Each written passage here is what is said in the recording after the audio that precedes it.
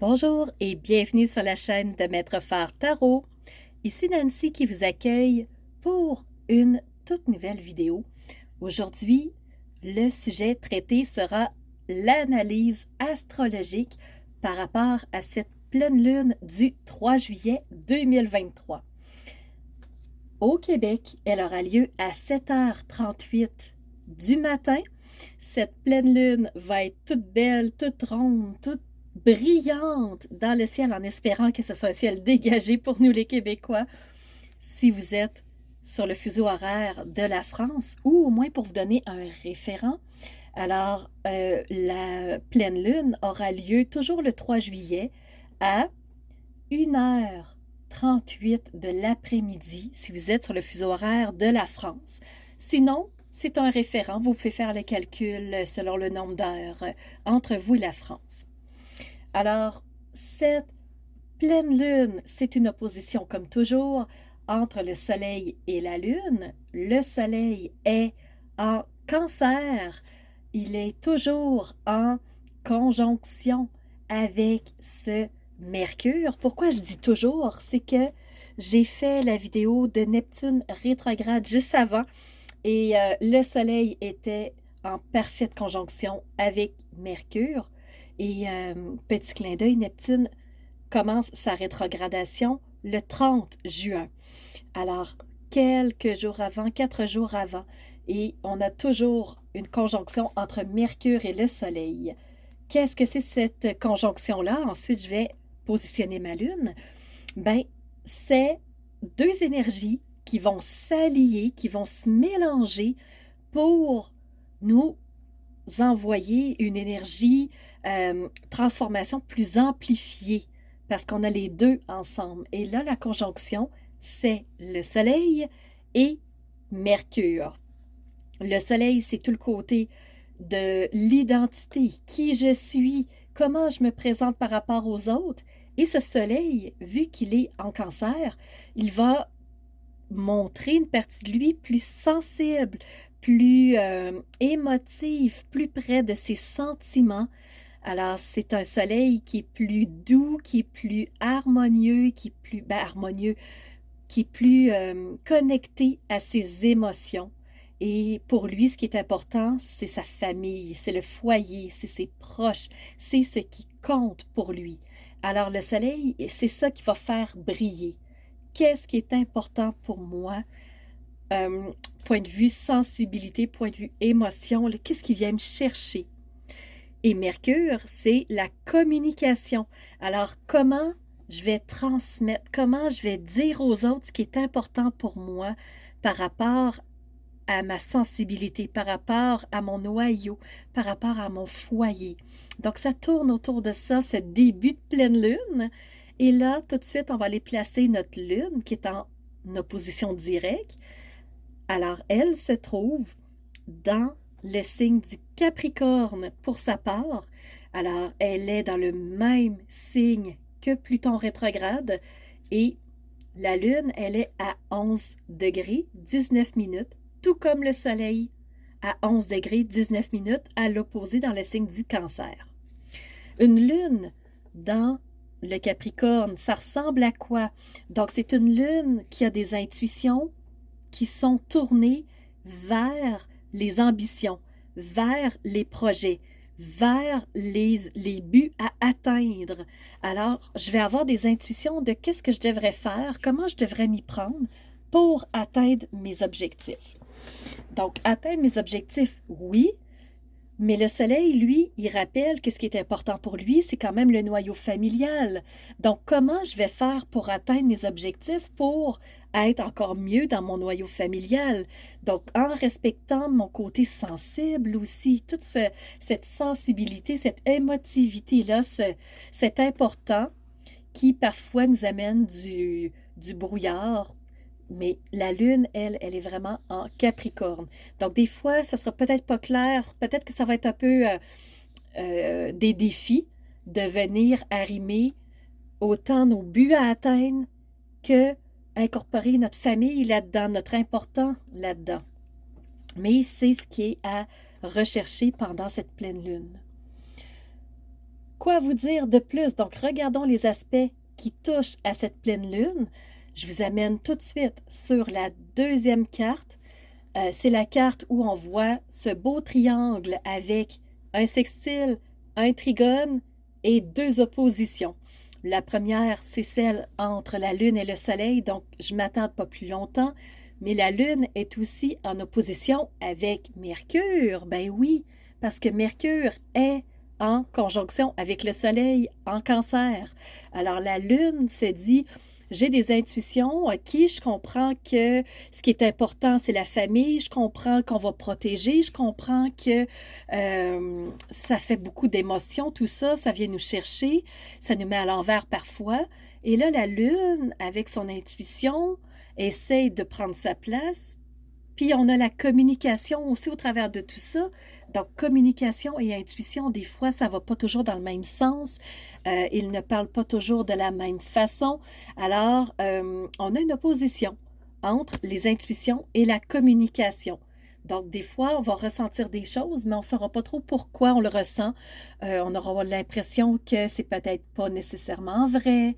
Et on va aussi avoir de la difficulté à mettre en mots nos intuitions, ce qui fait que ça peut venir chambouler notre communication avec les gens, avec l'extérieur.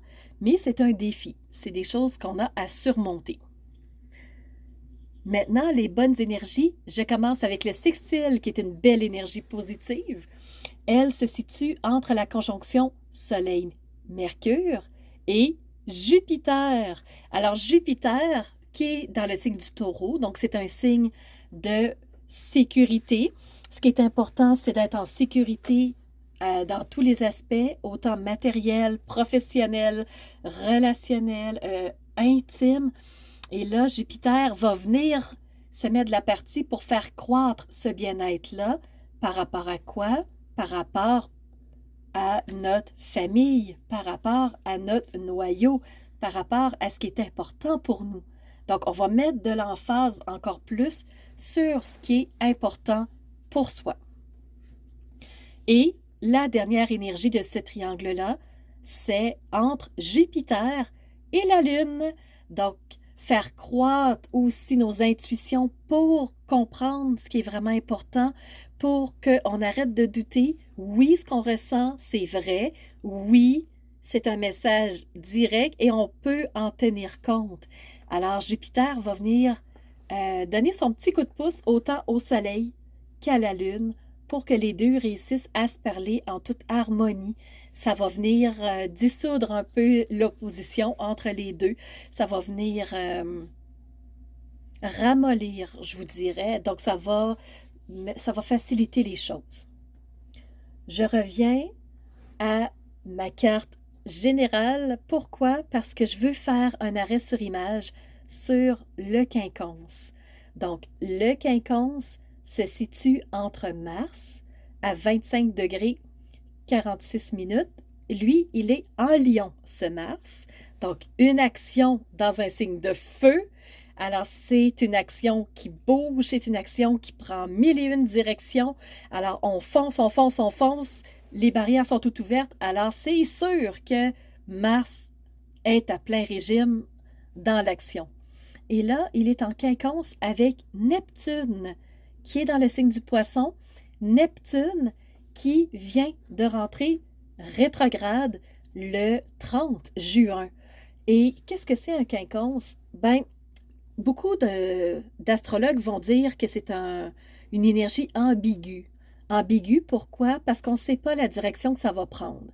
Est-ce que ça va aller dans le bon sens du terme, que Mars va aller dans le sens de nos idéaux, dans le sens de ce qu'on projette, dans le sens de ce qu'on rêve, mais qu'on rêve avec plus de réalisme, ou Mars va plutôt partir dans la direction de « je ne tiens pas compte de mes idéaux, je rentre dans une action pure et dure » et c'est là où Mars va rentrer dans le mur. Alors, un quinconce, oui, c'est une énergie ambiguë, mais moi, j'aime bien souligner quand même que un quinconce, c'est aussi un défi à surmonter pour atteindre ce qui est vraiment important pour soi. Alors que Mars et Neptune s'allient pour vraiment que les idéaux et les actions aillent dans la même direction. Ça va vraiment nous aider. Mais là où le quinconce est aussi valseux, je vous dirais, c'est qu'on a une conjonction entre Mars et la lune noire qui est dans le signe du lion. Et entre les deux, on a Vénus. Donc, la lune noire, qu'est-ce que c'est? Je vous mets en mots pour que vous saisissiez tout l'impact du quinconce. La lune noire, c'est le brouillard, c'est l'incertitude, c'est l'incompréhension. Donc, c'est tous nos doutes. À toutes les fois qu'on va douter par rapport à ce qu'on reçoit comme information, parce que c'est intangible, parce que c'est immatériel, parce que ça ne s'appuie pas sur des faits véridiques ou des faits scientifiques, ben, la lune noire, elle, va nous amener de l'incompréhension. Donc, c'est le Joker qui trouve ça très drôle parce qu'on ne comprend pas tout, parce qu'on est mélangé, parce qu'on est même frustré parfois de ne pas tout comprendre.